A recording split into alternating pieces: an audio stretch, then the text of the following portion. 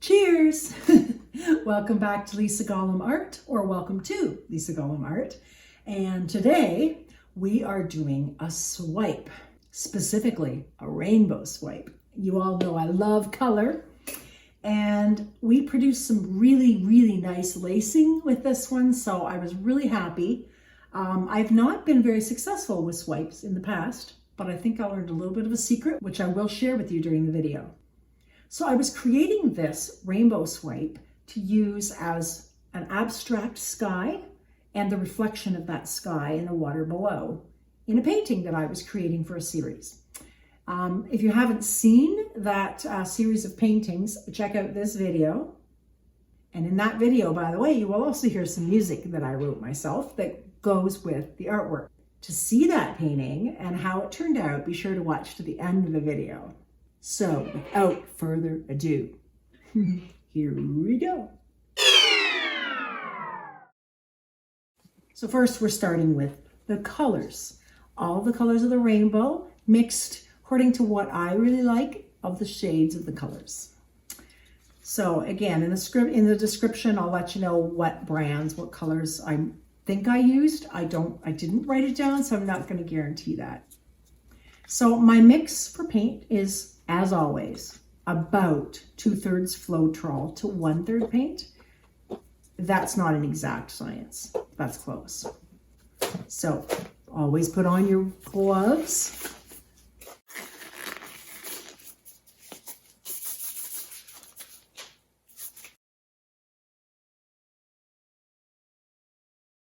So you'll see me adding distilled water actually to each color until it's about the same consistency as each other.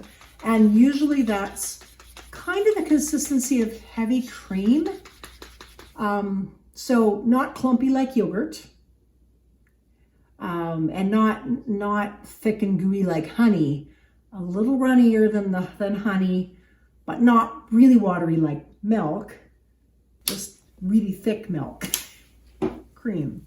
I guess that's cream. I digress. If you have any questions, please drop them in the comments. I'm happy to try and clarify anything. So after a minute and a half of watching me stir paint, we're finally into the pour. So how you pour the paint on the canvas is as different for everyone as you would ever want to get.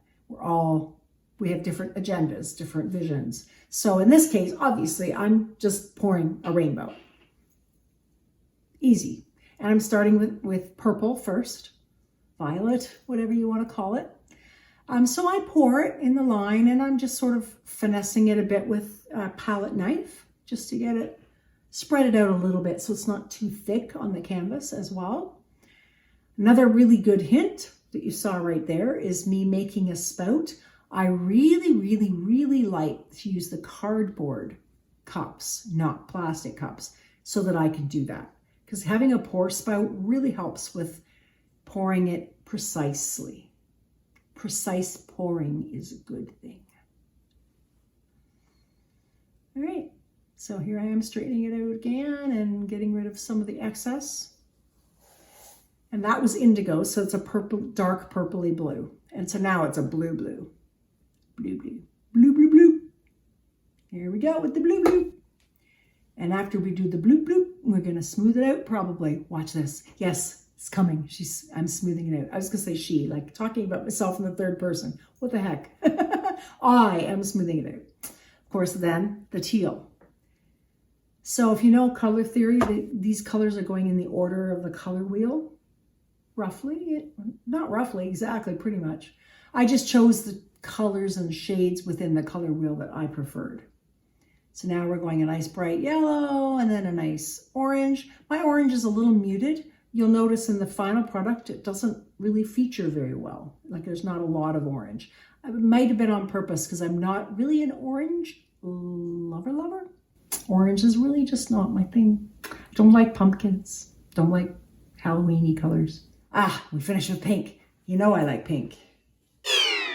And the swiping, yes. So I'm going to tell you, this is white with Floetrol. 2/3 Floetrol, 1/3 white paint.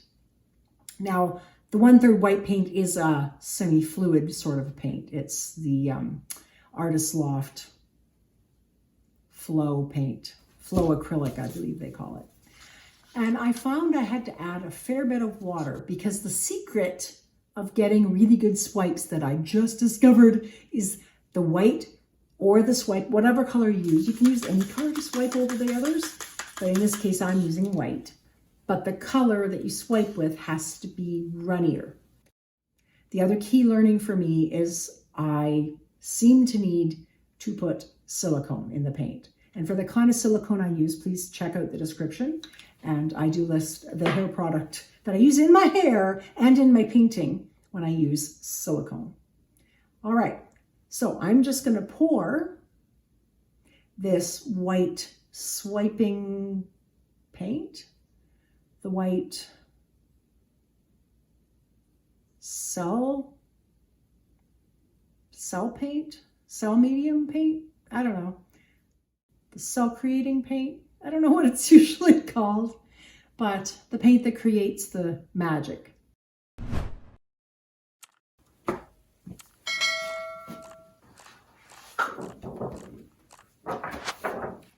Now, that is plastic that I actually get. It comes when you buy a pack of canvases at Michael's, specifically at least. It comes with a plastic sheet over top of the canvases. And I just reuse that because why not? And it just works to pull that white over top of your underneath colors or whatever color you chose as your swiping color. You pull it across and it's I'm not putting pressure on it.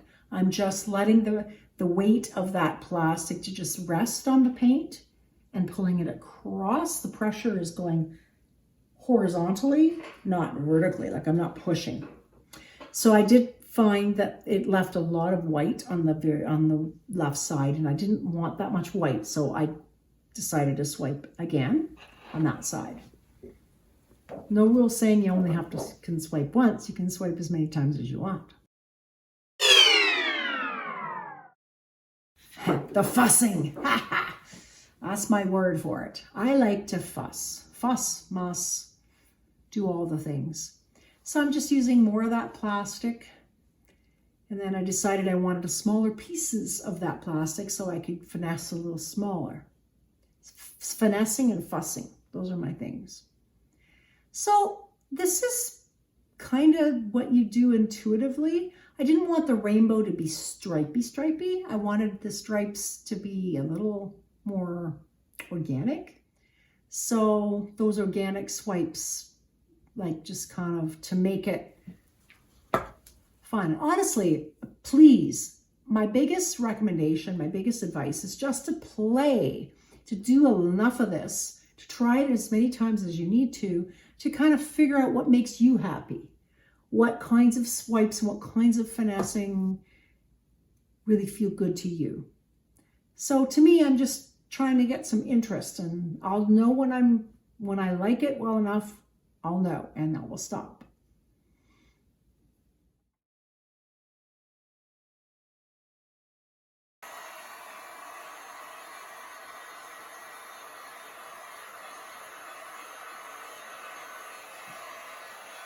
All right, so you see me using a heat gun. That is a heat gun. I actually don't have a torch right now because my torch broke and I haven't figured out how to make it work.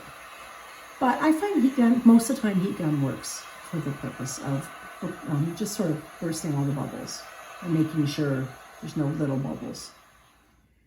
Now, you don't see this on the video footage, but I probably waited a little bit and let it settle and let it rest before I got rid of the bubbles because the bubbles take some time to rise to the surface.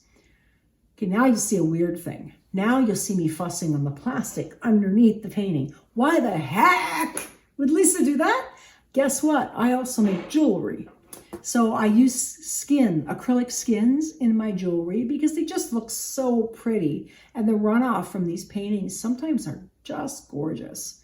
So why waste all that beautiful art that just runs off? So this is me finessing the plastic under my painting so I can later on reclaim it and use it for some pendants or whatever. All right, now I'm fussing a little more by adding more white onto the painting and then dragging it across. I guess I didn't like that top part. I wanted a little more white. The yellow stripe was bugging me. I needed to disrupt it. I needed to make it not quite so stripy. Didn't want the sky and the reflection of the sky to be a bunch of stripes, but I wanted it to be rainbow-esque, right? So I'm just sort of messing with it a little bit until I'm happy, because I have to be happy with my painting. I don't know what kind of accent that was. I have no idea. All the things I natter on about when, you're just watching me, no rhyme or reason, just finessing my paintings.